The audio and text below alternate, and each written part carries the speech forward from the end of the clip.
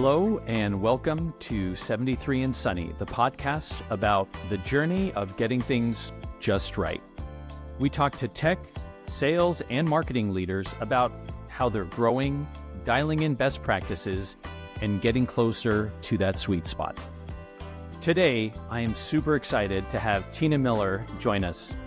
Tina is the Executive Director of Creative and Communications for Enterprise Technology, the IT division of Arizona State University. Tina, thank you so much for joining us. Hey, Damien, nice to be here. Thank you for the invitation.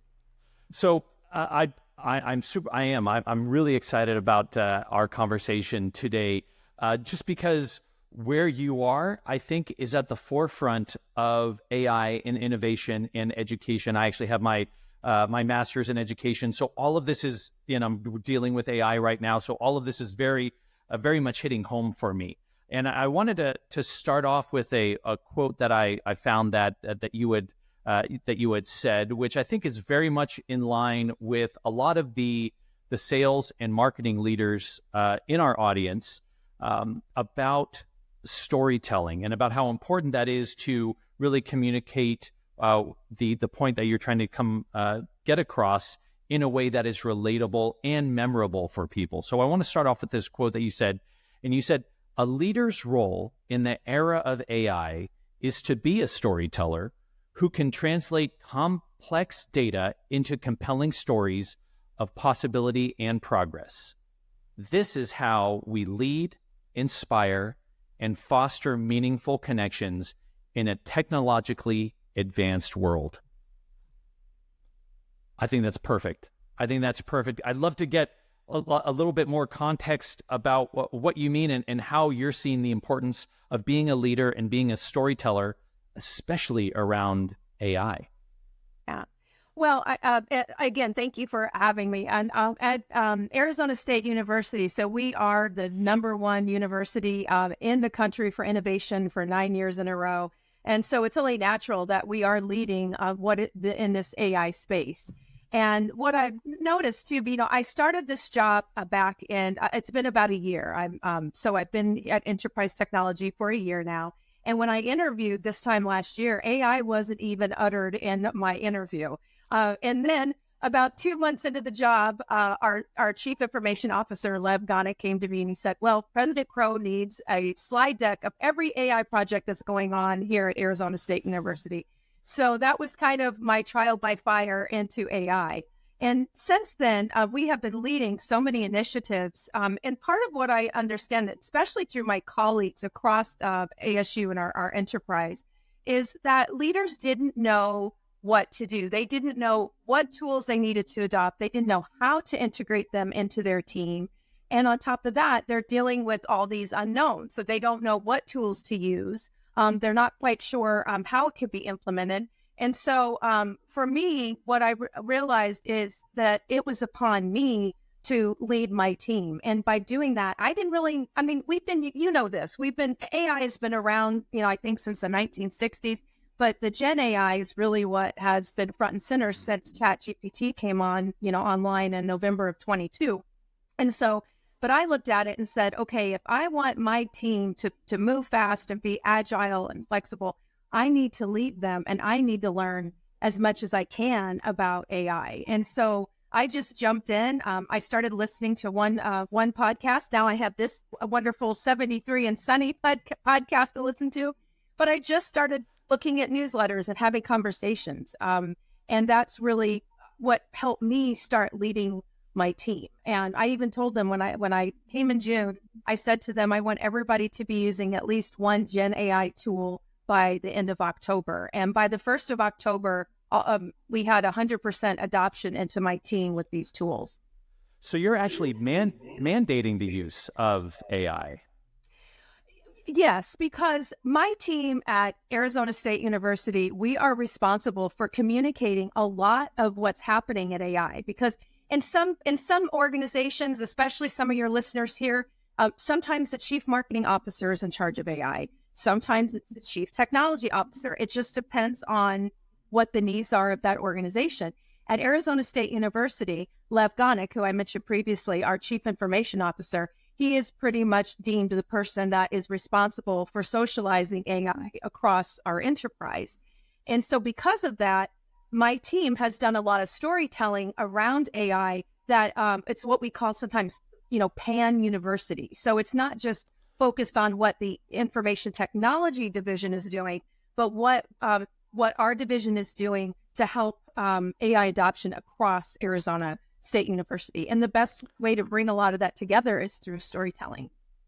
And I think that is very much in line with a lot of the companies that we talk to. So I was actually just speaking to one of the nation's largest banks about 2 weeks ago, and they were saying that in the past they had pockets of AI. They had, marketing was doing this, sales was doing this, development was doing this, finance was doing this, and now they basically said, time out. We need a structured strategy to be able to implement and diffuse all of these opportunities throughout the bank, to be able to make sure that not only for efficiency, but also to be able to make sure that everyone is on the same page when it comes to some of these new technologies, which is what I'm thinking as well, is really what ASU is doing. So how are you getting the word out? What is the storytelling about? How are you sending that message out? I know that you're very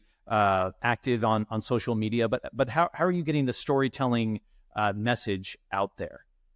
Well, I would say, first of all, and if you have, I know you have marketers listening to this, probably communicators too. First and foremost, you have to be at the table where the decisions are being made. And so for that, there is a small tiger team of us in the enterprise technology division that we meet biweekly, and then we talk about what are the things that are going on. We bring in, we work with all different types of divisions and enterprises across ASU. But a lot of the decision making is happening right at enterprise technology. So we have a team that we meet, and then we determine, okay, what's happening. And so in addition to part of what has helped our storytelling efforts is our new collaboration with OpenAI. And I'll talk a little bit about that in a minute. But it's just being aware of like what's happening around the university. And to do that, you have to be able to be where the decisions are being made, which for us, again, it's a lot of it is our division. And so from there, the storytelling is what we can then bring to the rest of the enterprise of what's going on. So we have a site where we put all of our stories, which is tech.asu.edu/stories. And what we try to do is let me back up and say what you had mentioned about, there's different factions in companies, and like you might have marketing doing something and HR doesn't do something. At Arizona State University, we are not at 100% adoption for AI, but what we do, we don't really even have a strategic plan per se about AI because our executive leadership doesn't really want to go that direction. So instead, because we are innovators, we have little innovation centers all over the university, every corner of the university. And what we focus on are three main areas. So one is teaching and learning success, making sure students can be successful. Second is research for societal impact. And third is scaling for the future of work. And so if we can find, with our storytelling, we try to find any type of narratives that can fit into those three pillars, because that's really what is driving us forward. Fantastic. I love that. And I think it just speaks to the innovation of ASU that you came on board a year ago with no mention of AI, and then immediately shifted everything. And that is, I think, just inherent within the AI body right now, that it is just changing so much. So I'd love to understand a little bit about, every institution has its own charter, especially universities, but what is the ASU charter, and why would that be important or really critical to the work that you're doing? Because it sounds as though that this was kind of thrust upon you, but you embraced it, and now it is just blossoming. So help me understand kind of the interplay between the charter and what you're doing with AI. Well, so Arizona State's our charter is what is the reason all of us get out of bed. I think there's more than 24,000 employees. We're one of the largest employers in Arizona, and so every day we get out of bed and we say, "What is our charter?" And it's about being inclusive rather than exclusive. And we measure our success on who we include and bring along with us to be successful, rather than who we don't want, who we're turning away. And so because of that, our charter guides everything we do. And that inclusivity also extends to our students, into our communities, to say, how can we be more inclusive? And so that's what guides our work. So, AI is all about democratization. So it's either creativity or access.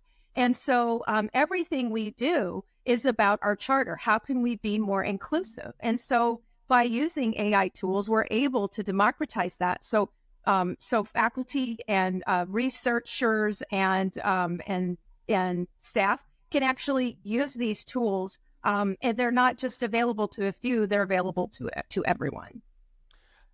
I love the concept of inclusivity, but I think you're making it seem easier than I think maybe in practice that it might be, because you're dealing with freshmen in college, and my wife and I have two college kids right now, and you're dealing not only freshmen, 18-year-olds and doctors, 60-year-old doctors who have been teaching, or administrators or whatever, to be able to make everything inclusive and have AI integration, to me, is a daunting task. So would you be able to explain a little bit more about how, from the Pan University, as you said, how you can actually integrate AI throughout its various department, and also keeping tabs on the primary goals?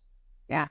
Well, I think the best example of that is our partnership with OpenAI. And so back in January, we announced we were the first university to go all in with OpenAI. And OpenAI, it's kind of the symbiotic relationship where we wanted to help them develop a tool for a platform for education. They wanted to partner with higher ed institutions about how they can refine their product offerings. And so in January, we announced this collaboration with them where we gave access, not to everybody, because we have 150,000 students. And then we also, like I said, have 24,000 employees. So not everybody can get ChatGPT, but at least the paid version. So we worked with them and offered a ChatGPT Enterprise. And in order to get access to that, we faculty, staff, and researchers, they had to submit a proposal, because what we're really focused on in AI at Arizona State University is impact. And so again, that impact can be measured through those three pillars I talked about, student learning success, research for societal impact, and the future of work. And so we said, okay, if you can provide a proposal that shows us what kind of impact you're going to make, then we'll give you a license so that you can work on these projects. So the first round, we released the first round of submissions in spring, and we had about 104 projects that were approved. And so they're actually finishing up those now. Everything from creating a language buddy so that students that are in a German class can actually interact with the bot in a conversation so that they can learn. So we have those types of things. Everything from that to research that's happening, and even to the future of work. For an example, they're looking at different traffic patterns around campus to see, okay, when are things higher traffic, lower traffic, or where there might be other accidents, and so they can start guiding even traffic flows. So it's every corner of the university, anything you can imagine. If it hits one of those pillars and people can use the ChatGPT Enterprise for it, we want to work with them. That's amazing. That is great. And to hear that it is so ubiquitous throughout the university in such a short amount of time. I mean, giving you kudos there to be able to help lead this wave of innovation there. So with some of those examples that you were giving, I know that there's also an AI innovation challenge. Is that related to all of this? And what is that, and how is it helping students and others beyond ASU? Yeah. So actually, that is the AI Innovation Challenge is what we were working with OpenAI on for these projects. So for students, so for right now, when we released it in spring, the first round of proposals with the AI Innovation Challenge, we didn't have student researchers in that. We just had faculty and staff. Students were able to get access to it if they had a sponsor, like a faculty member. Now, then we released the second innovation challenge in March, and that we added student researchers to. And so student researchers were then able to get access to ChatGPT Enterprise so that they can do some of their work. Now, the ChatGPT Enterprise, which now I think it's kind of moved over to ChatGPT 4.0 for Omni. I think it's Omni. Yeah. Anyway, so now we don't have students per se that are included in that unless they're student researchers. But what we're doing is there's all these projects going, on and around the university, everything from our School of Journalism to our engineering schools.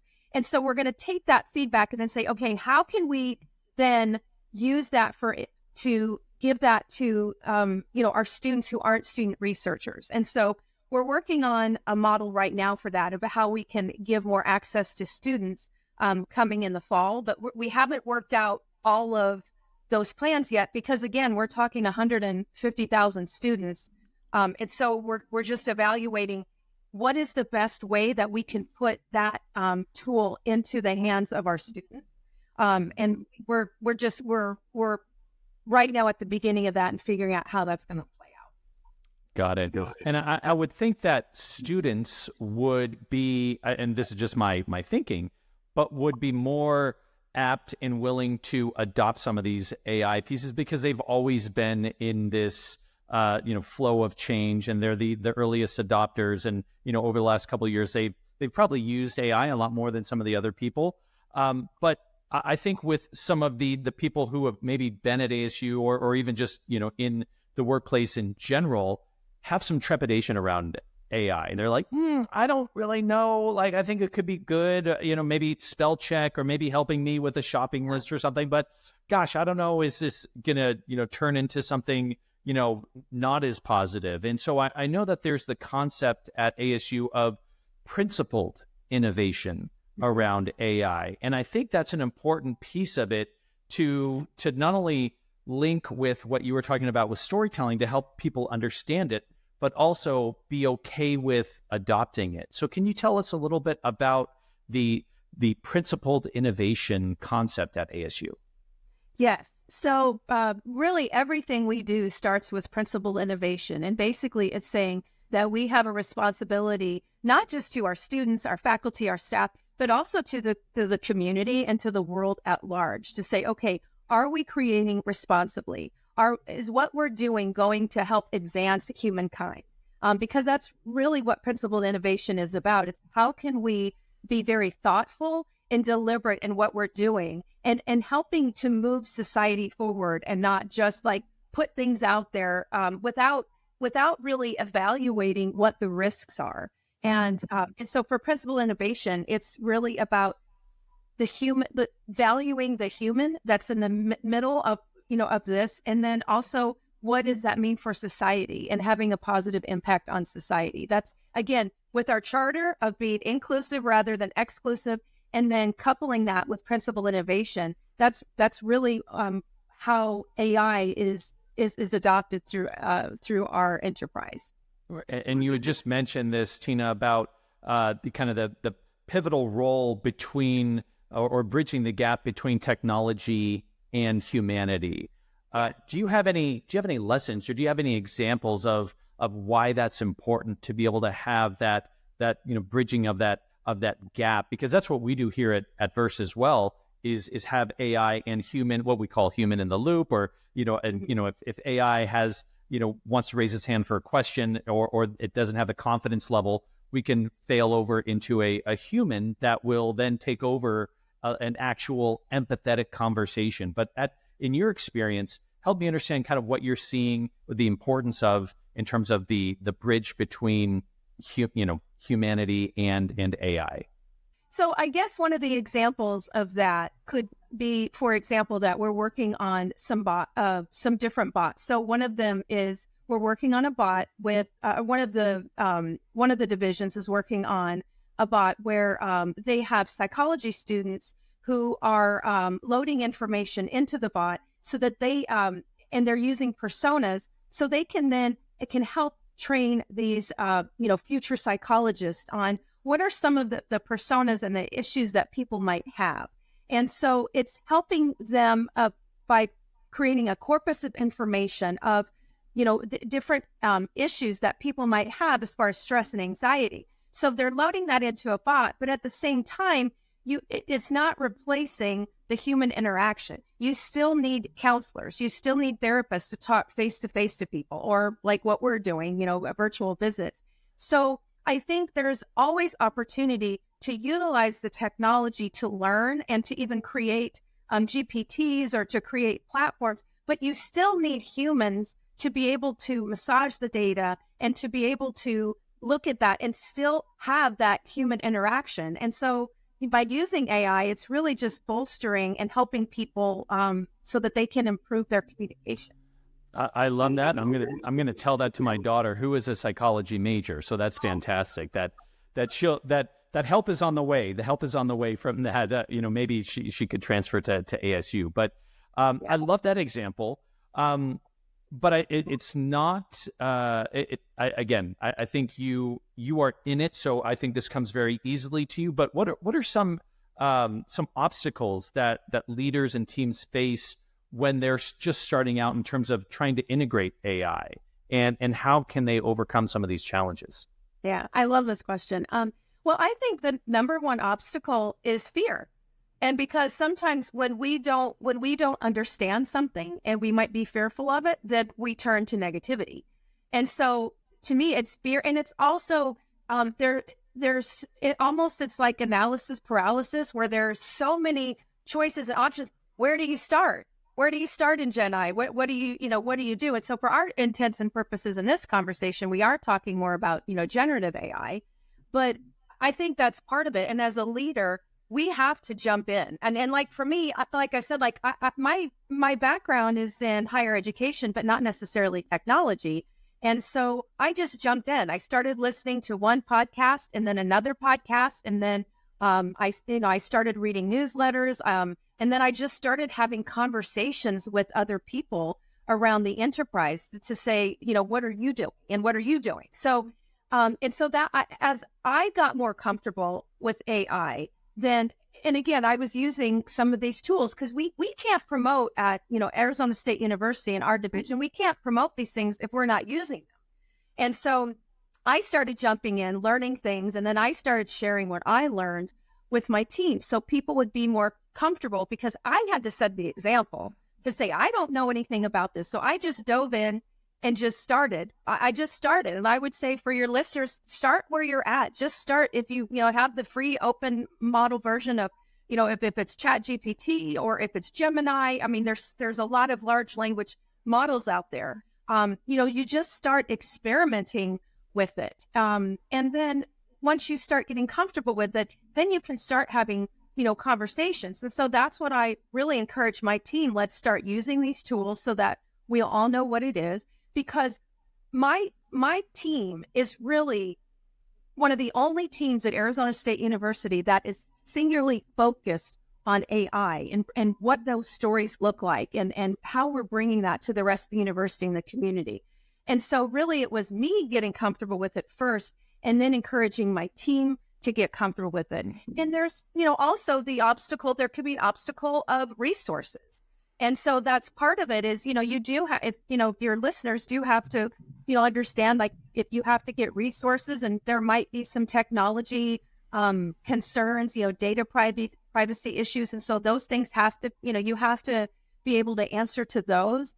But as leaders, it is imperative that we learn these things because AI is not going away. In fact, Accenture did a It's their Pulse of Change Index that they did for 2024. And they said, and they scanned and they surveyed all these CEOs, and they said the number one cause of business disruption is technology.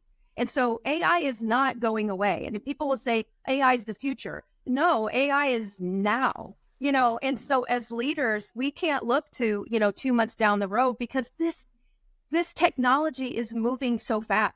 I just talked to a colleague the other day, and they're like, I have AI fatigue because it's moving so quickly. You have to keep up with it. And the best way to do that is just to jump in, learn what you can, and share. And by sharing it, then you get your team more engaged, because teams, people own what they help to create.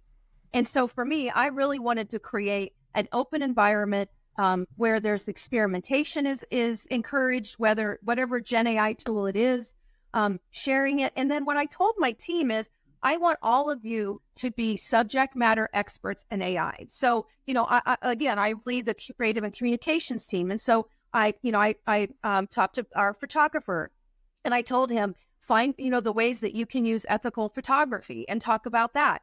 We have a graphic designer. I suggested to her, find out how can we depict AI that's responsible and fun, and so I also looked at all my team members to say, you are going to be the subject matter expert in AI. And then now we are sharing that information across the university. We partner with our brand team and our media relations team. And I'm really positioning the people on my team as subject matter experts. Wow, that is great. One, I've never heard of ethical photography, so that's fantastic. But we're in the age of these deep fakes, right? And everything. Right. You're not sure what you're actually listening to. And my son did one giving me a voice message that he pretended was from my dad. This is just this last week, pretending, hey, I need some money. I was like, what is this? And I was just kidding. And but that's real. That's how people get scammed. And so this is, I love it. So overcoming the fear, getting the resources and the communication to be able to really have this inclusivity that you're talking about adopting AI. So in terms of anything else, any other advice for people that are looking in terms of adopting AI, either in other schools or in businesses? Yeah. Well, I would say, first of all, you have to be familiar with what AI is. And so, as I mentioned before, start experimenting, start trying out some of these tools, and then jump in, listen to the podcasts like 73 and Sunny. There's, other podcasts. There's so much out there that you can't, the information is all around. And so I would say just start educating yourself so that you understand what this technology is all about.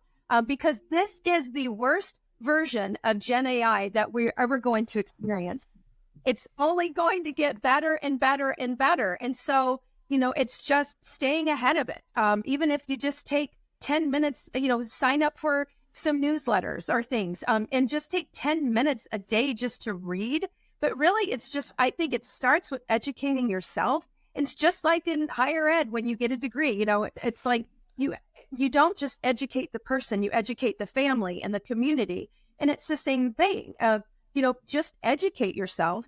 And again, once you're educated, then you can see yourself as a subject matter expert, and then you can be valuable to your organization. And again, and part of it is, take an interest in it, gather other people around. We have communities of practice all over Arizona State University that focus on ethics and focus on teaching and learning, and focus on all these great things in their communities of practice that come together. And by bringing everybody together, it makes it even a more enriched experience. So I would say do that, and also attend conferences or find other people that you can talk with outside of your organization to get an even broader view of what AI is, what's happening and how you can bring that into your organization. Tina, that's fantastic. And I have said that to people as well in terms of this is the worst it's going to be, along with self-driving cars. This is as dangerous as it's going to be. It's only going to get better from here. So Tina, thank you so much for joining us again. To our listeners, Tina Miller, the Executive Director of Creative and Communications for Enterprise Technology, which is the IT division of ASU. Tina, thanks so much for taking the time and giving us just a little bit of a better glimpse as to what's coming in the future. So thank you so much. Thank you, Damien. And thank your listeners for being there today.